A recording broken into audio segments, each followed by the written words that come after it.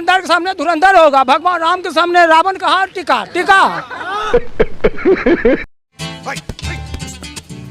और दोस्तों 2024 का चुनाव आया है तो नेता लोगों के पास अब हिलेंगे और मिलेंगे। और दोस्तों चुनाव खत्म हो जाने के बाद में बाग में फूलों के जैसे खिलेंगे। क्योंकि इसी से चलता इन लोगों का खर्चा पानी नहीं, सड़क किनारे बेच रहे होते लेकर ठंडा पानी। अरे हम धरती हिलाने वाले हैं, मोदी जी धरती हिलाएंगे। आज पूरे दुनिया में हमारा नाम है। भारत तो भूकंप ला देते हैं। भारत का आदमी जाता था अमेरिका में तो सुना, हम तो गया नहीं, जो कपड़े खोलवाता था। आज कोई माई का लाल है जो भारत का आदमी जाएगा और कुछ बोल देगा, उसको मोदी जी खींच लेंगे सीधे। वही बात है, जो राम को लाए हम उनको लाएंगे। हाँ कांग्रेस वाले और सुनो, कोई जर्रा नहीं ऐसा जहाँ पे रब नहीं होता, लड़ाई वो ही करते हैं जिसे मतलब नहीं होता। हिंदू और मुस्लिम सिख ईसाई जो समझे देश को अपना उसी का देश होता है।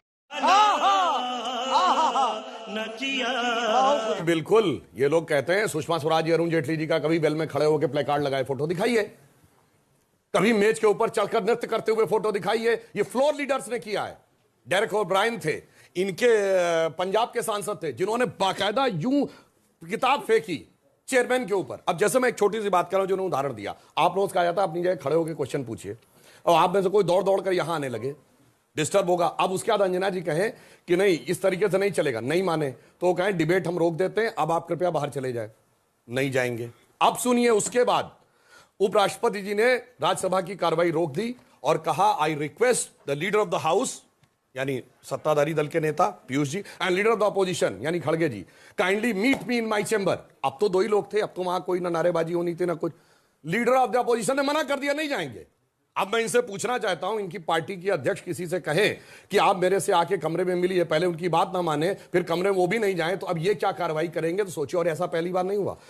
मैं दावे के साथ कहता हूं, बताइए राज्यसभा के इतिहास में कभी माइक उखाड़े गए, फेंका गया?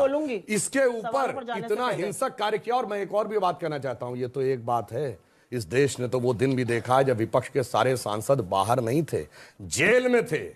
और जेल में भी कैसे थे? कोर्ट में नहीं जा सकते थे, बेल भी नहीं मिल सकती थी, और केवल इतना कहने पे कि इंदिरा गांधी की सरकार हटानी है, मीसा लग सकता था, maintenance of internal security act. उसके बाद न अपील, न दलील, न वकील, हमेशा जेल में रहो। और लालू यादव उसी के अंडर में थे। इसलिए जब हमेशा के लिए कहते हैं, अब देखिए मैं एक वाक्य और कह दूं, हमने इस समय क्या किया, हमने Indian penal code 1860, evidence act 1872, उसको बदल के भारतीय न्याय संहिता बनाया। आपको लोगों को बताऊं, 450 जगहों पे आज भी उसमें लिखा हुआ था her majesty, imperial court, privy council, London gazetteer, वो सारी चीजें हटी और नए भारत का नया स्वाभिमानी स्वरूप आया। हम अंदर इतिहास बना रहे थे, ये बाहर वीडियो बना रहे थे, बस ये अंतर है।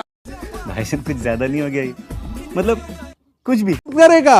अब अयोध्या का आज कैसे उठ जाएगा? जब बादशाह थी उन्होंने, चलिए अब नवल किशोर दास, अजीत भाई रुकिए ना, नवल जी देखिए अमन जी, ये थमेगा कब? मतलब ये अयोध्या, काशी, मथुरा, मध्य प्रदेश, उत्तर प्रदेश, ये तो फिर चलता रहेगा। नवल जी, मैंने कहा नहीं, जितने हमारे प्रमुख मंदिर थे सबकी सूची दी गई थी, कब तोड़ा, किसने तोड़ा, कैसे तोड़ा।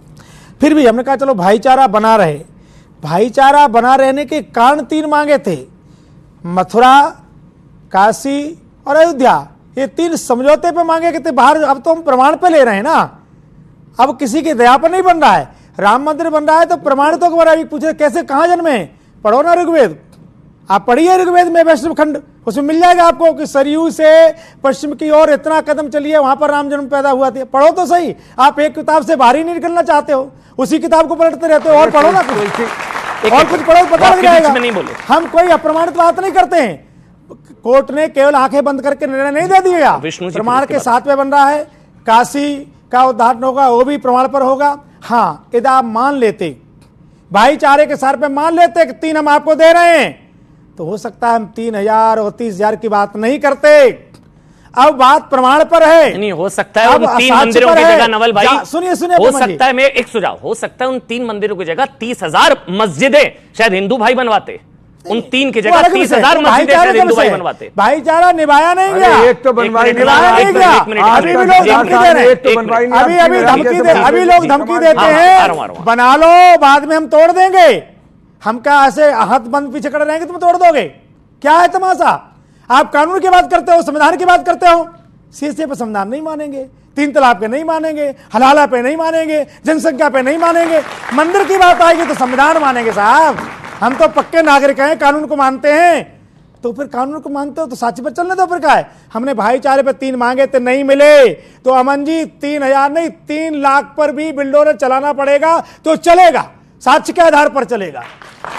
क्या कोई लड़ाई कानून की है? एक जो तो जहां मंदिर के साक्ष्य मिलेंगे, जो होगा होगा। एक जो मजा आया, और मैं ये जो मजा है हिंदुस्तान के हर व्यक्ति को देना चाहता हूं। अब 24 इलेक्शन आ रहा है, जनरल इलेक्शन 2024 का। इस जो प्रेजेंट गवर्नमेंट है, मोदी जी की जो सरकार है, कैसे देखती है मोदी जी के 9 सालों को के जो काम रहा है, कैसे देखती हो? पर्सनली मेरे को काफ़ी अच्छा लगा और मैं 24 के इलेक्शन में भी उन्हें ही देखना चाहती हूँ। आप क्या बोलेंगे सर, 9 साल के कार्यकाल पे? क्या 9 साल के कार्यकाल में मोदी जी ने इतना बड़ा काम किया है, इतना बड़ा काम किया कि दुनिया में इनको सम्मान के तरीके से देखा जाता है।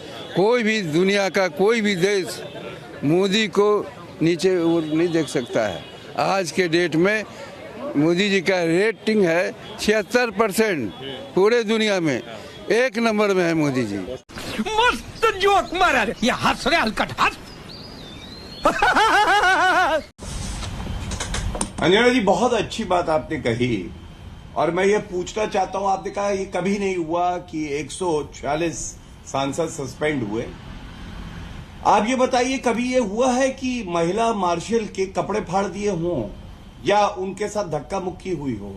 टेबल पे खड़े हो जाएं, जो चेयर है उस पे फाइल मार दें, आंख मार दें, हवाई चुंबन दें। हाँ, आपने अच्छी बात कही, जो लाखों हमारे वोटर भाई बहन हैं जिन्होंने चुन के भेजा है, उन्होंने सांसद को इसलिए चुन के भेजा है कि वो उपराष्ट्रपति की मिमिक्री करे और वो 52 साल का परिपक्व बालक वहां वीडियो बनाए, या इसलिए भेजा है कि जब क्रिमिनल जस्टिस के 3 कानून आए तो उस पर बहस हो, कश्मीर रीऑर्गेनाइजेशन एक्ट आए तो उस पर बहस हो, जब जीएसटी के लिए विशेष सत्र बुलाया जाए और पास हो तो उस पर बहस हो। मैं समझता हूं इसी के लिए भेजा है। और मैं आपको बताऊंगा, भगत सिंह से तुलना कर देना, सपा के बैठे यहां प्रवक्ता, इनके एक और प्रवक्ता है, भगत सिंह से तुलना करी। कांग्रेस के लीडर है विजेंदर, बॉक्सर जो रहे हैं, उन्होंने कहा मुझे ऐसा लगा संसद पे हमला हुआ तो एक और भगत सिंह आया। अब आप बताइए, शर्म से आंखें नीची नहीं हो जाती?